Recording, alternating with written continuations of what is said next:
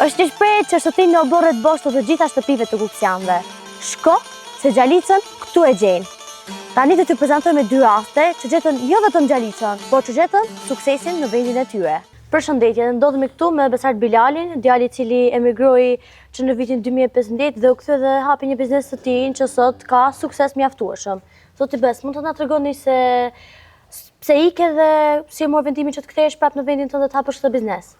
Në vitet 2015 ishte një sakrificë pune, s'kishte shumë punë, edhe vendosa që të largohem, lash edhe gjimnazin, në vitin e dytë mbarova, lash, u largova. Po në vitet vijim, vendosa që të bëjmë stallën, vendosa edhe unë që të kthehem dhe të merrem me këtë punë. Po si e menaxhon punën në stallë? Keni punëtor apo nuk keni punëtor apo? Kemi punëtor, kemi 2 punëtor për momentin, që merren aktualisht vetëm me stallën. Për pjesën tjetër verës që i ndjerrim biesh, kemi nevojë akoma për punëtor. Mbështorja që e kemi nuk është se është shumë e madhe, është e vogël, po ashtu transportojmë dhe në Tiranë. Kemi 3 vend në Tiranë që i dërgojmë. Gjatë kohës që po hapje këtë stallë dhe që mor vendimin, kishte vështirësi?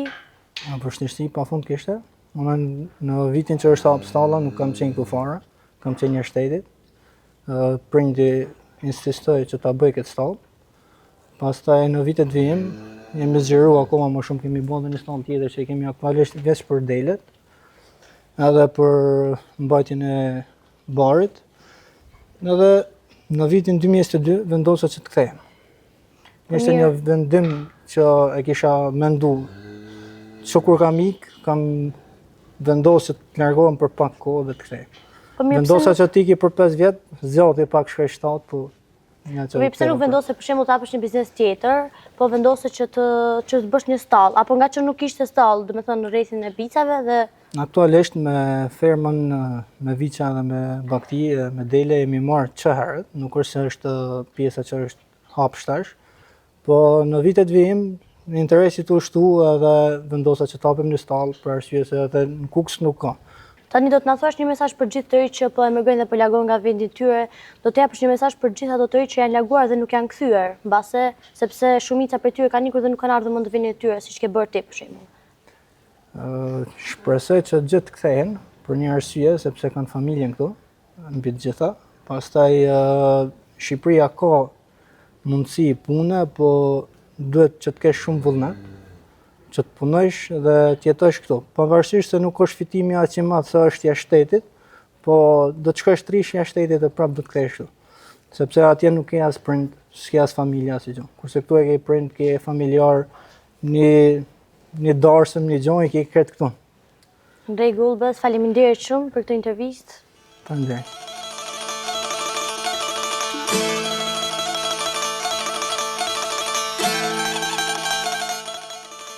Jemi të vendosur këtu në Bushat të Kuksit, jemi këtu me Labinot Gjanën, i riu i cili u kthye nga emigrimi dhe hapi një bujtinë, që është një rast për të përqafuar nga të gjithë bashkëmoshatarët e tij. Kjo është bujtina.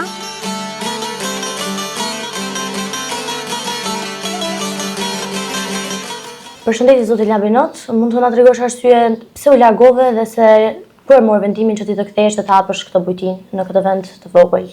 Atëherë mirë se keni ardhur. Atëherë unë faktikisht jam larguar në vitin 2011 pas mbarimit të gjimnazit dhe për një mundësi më të mirë jashtë vendit dhe për të parë opsione të reja dhe për të eksploruar, për të njohur Europën, pse jo. Dhe pas një periudhe rreth 7 vjeçare në emigrim, vendosa që të rikthehem.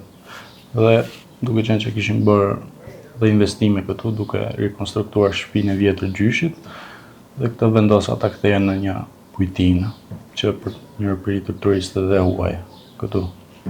Po çfarë vështirësi ka se gjatë rrugës për të hapur ose për ta ndërtuar këtë bujtinë? Atëherë, ideja fillestare ishte nuk ka qenë për bujtinë faktikisht, thjesht rekonstruktuar shtëpinë e gjyshit, por duke qenë që doli diçka e bukur dhe po e mendoja çfarë mund të bëja me këtë vend të bukur, pse jo për ta bërë diçka turistike, për të promovuar dhe fshatin dhe qytetin. Kështu që në 2021 kemi filluar, domethënë, si aktivitet, Por turistët e parë realisht i kam sjellë në 2018 me anë platformës Airbnb. Kisha vënë 2 dhoma, por pastaj ishte periudha e koronës edhe pas një shkputje ja rinisa sërish në 2021 dhe kemi 5 dhoma tani, kemi një kamping të vogël dhe kur kemi kryesisht turist nga Europa që vinë këtu.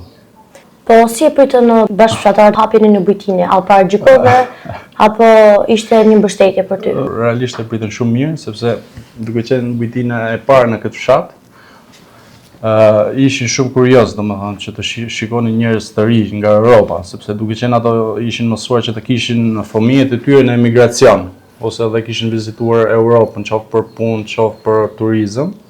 Por tani që po shikonin turistët e huaj që po vinin këtu, ishte shumë interesante, domethënë, dhe u duke edhe pak e pabesueshme, por e kanë pritur shumë mirë. Përgjithësi e kanë pritur shumë mirë njerëzit, sepse qenë se edhe ne do bëhemi pjesë e Europës dhe pa këtë shkëmbimin kulturor nuk mund të futesh në Europë.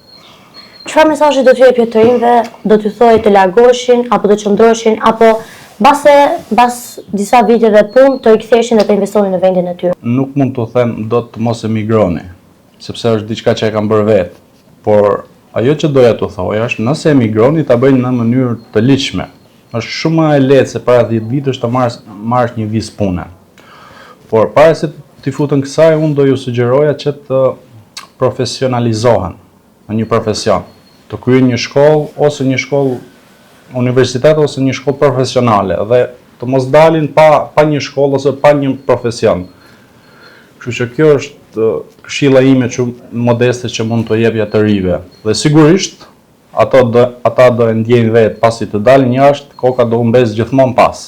Dhe sigurisht që besoj është eksperiencë dhe migracione. Dhe shpresoj ta shfrytëzojnë në mënyrë pozitive. Dhe pse jo, të ardhuar që fiton atje të vinë të investojnë këtu, siç kam bërë dhe unë. Zotë Lavinot, shumë faleminderit. Faleminderit ju që erdhët.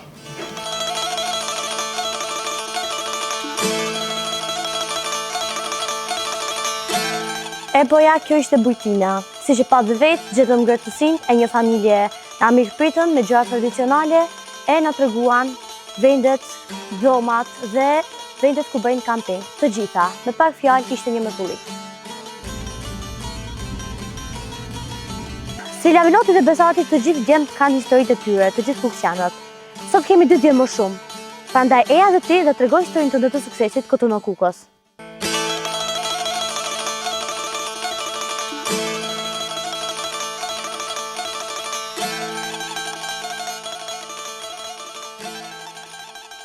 Storikët!